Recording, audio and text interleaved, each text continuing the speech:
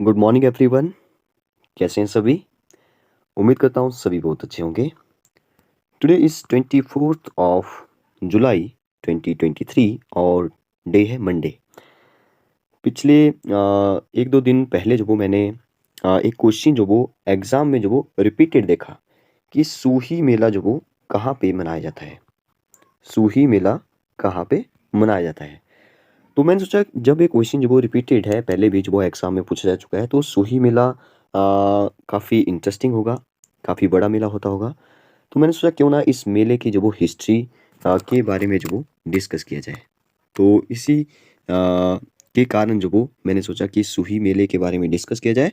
काफ़ी interesting story है इसकी, बहुत मज़ा आने वाला है। लास्ट तक देखिए, हिस्ट्री की भी बात करेंगे और एग्ज़ाम के पॉइंट ऑफ व्यू से जो वो क्या-क्या इससे रिलेटेड जो वो पूछा जा सकता है, वो सभी बातें जो वो डिस्कस करेंगे। हम बात करेंगे सुनैना जिसकी जो वो आपको यहाँ पे एक समाधि दिखाई दे रही होगी और ऊपर जो वो आपको एक जो प्रतिमा है वो जो वो इनकी दिखाई दे रही होगी। ये जो वो एक रानी हुआ करती थी एक टाइम में। राजा आपने सुना होगा वर्मन नाम के जो राजा थे, ठीक है? वो चंबा में जो वो मैक्सिमम हुआ करते थे, साहिल वर्मन, ठीक है? तो साहिल वर्मन और सुनैना जो रानी थी उस टाइम, उनकी इन दोनों की जो वो एक कहानी है, ज़्यादा जो वो सुनैना के बारे में जो हम लोग डिस्कस करेंगे। इंटरेस्टिंग बात ये है कि आज जो वो 4 है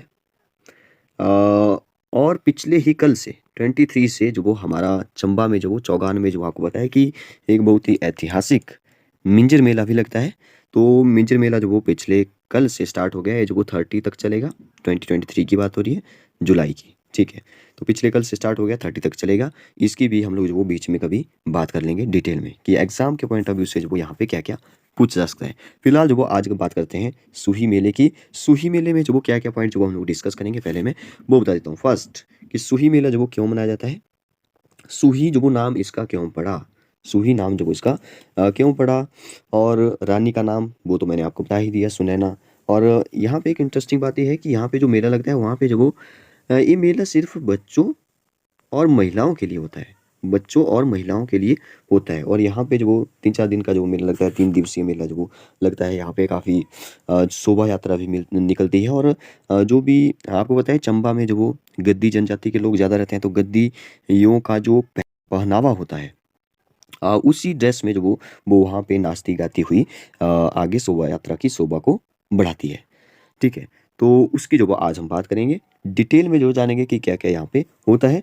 क्यों जो वो यहाँ पे जो वो मतलब कि बच्चे और महिलाएँ ही जा सकती है। मतलब बच्चों और महिलाओं के लिए ही मेला होता है। ठीक है? अब तो चलो थोड़े बहुत चले जाते होंगे, ऐसा कुछ होता नहीं कि वहाँ पे कुछ हो जाएगा, ऐसा कुछ नहीं है। वो सभी बातें जो वो डिस्कस करेंगे। रानी को जो वो क्यों ज़िंदा ही वहाँ पे कब्र में दफ़ना दिया गया। बड़ी इंटरेस्टिंग स्टोरी है। आपको पता है कि चंबा में जो वो रावी नदी बहती है। चंबा जो वो एक रावी नदी और एक साल नदी के जो वो बीच में बसा हुआ है। लेकिन ये बहुत पुरानी बात है। मतलब कि 6ठी शताब्दी की बात है लगभग।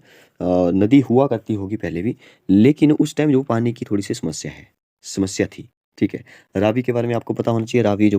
रावी का जो पुराना नाम है, वैदिक नाम इसका पुरुषनी है और संस्कृत इसका नाम जो वो इरावती है। ये दोनों ही एग्ज़ाम में भी पूछे जाते हैं। और रावी नदी जो वो हमारी निकलती है कहाँ से?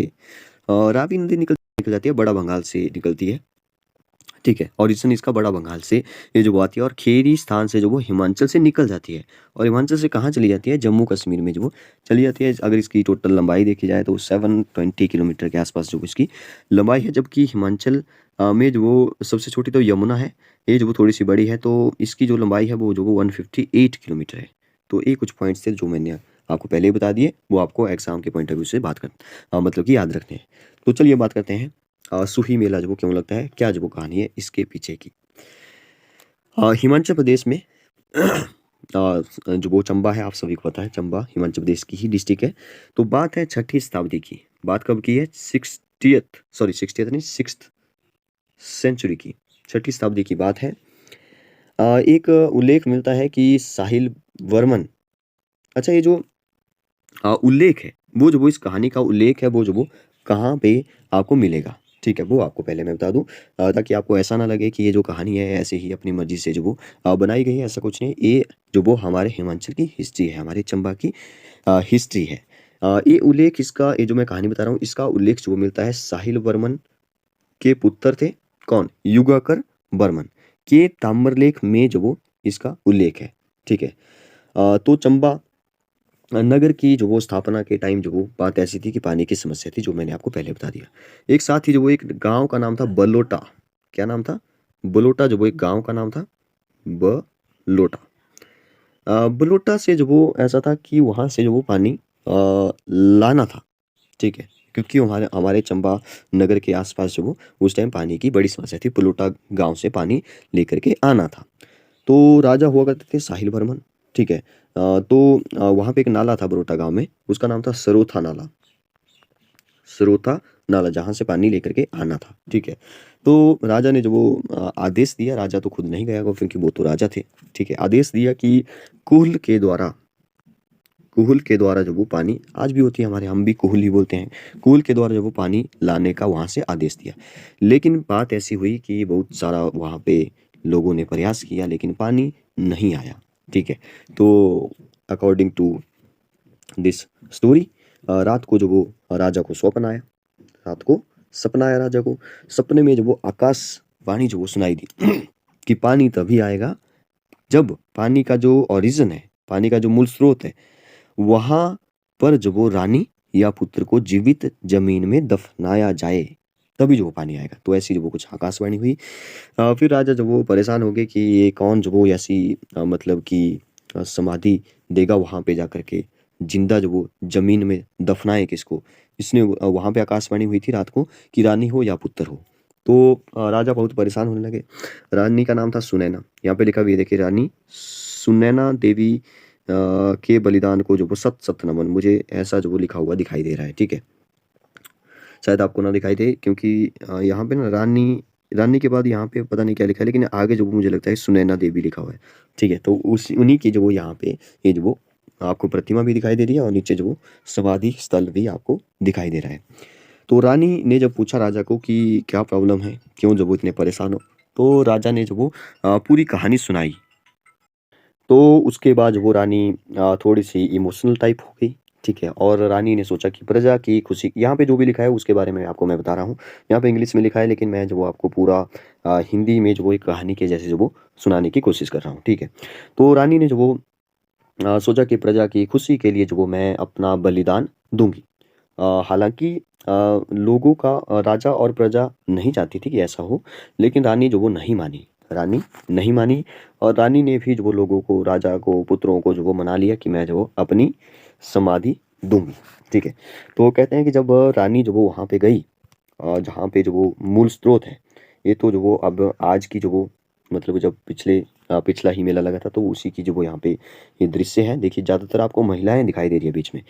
तो कहा जाता है कि रानी जो वो जब मूल स्थान पे जो वो गई, मतलब कि जहाँ पे भी समाधि लेनी थी, तो उनके साथ अनेक दासियाँ, बहुत सारी दासियाँ, राजा गए, उनका पुत्र गया, हजारों की संख्या में जो वो लोग उनके साथ जो वो चल पड़े।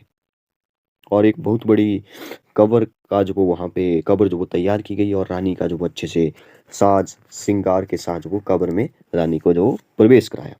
और कहा जाता है कि उस टाइम की बात है, पूरी जो चंबा घाटी है, पूरी जो घाटी है वो जो वो आंसुओं से सराबोर हो गई थी।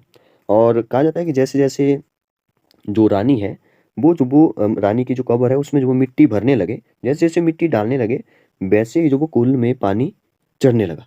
इंटरेस्टिंग बात ये है। ठीक है। और चंबा शहर के लिए जो वो आज भी यहाँ से जो वो पानी आता है।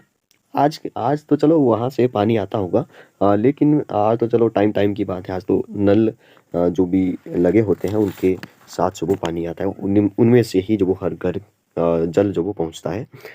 तो राजा साहिल वर्मन ने जो वो उसके बाद रानी की याद में नगर के ऊपर कुल के किनारे जो वो रानी की समाधि भी बनाई, ऐसा कहा जाता है। पर रानी की, और रानी की स्मृति में जो वो एक प्रतिमा भी बनाई।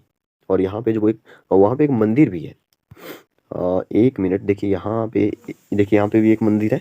तो रानी की स्मृति में जो एक प्रतिमा विराजमान है, और यहाँ पे विशेषकर जो वो औरतें ही पूजा करती है। और हर साल रानी की याद में जो वो 15 चैत्र से पहली बैसाखी तक जो वो मेले का आयोजन जो वो किया जाता है। इसी मेले को बोलते हैं सुही मेला।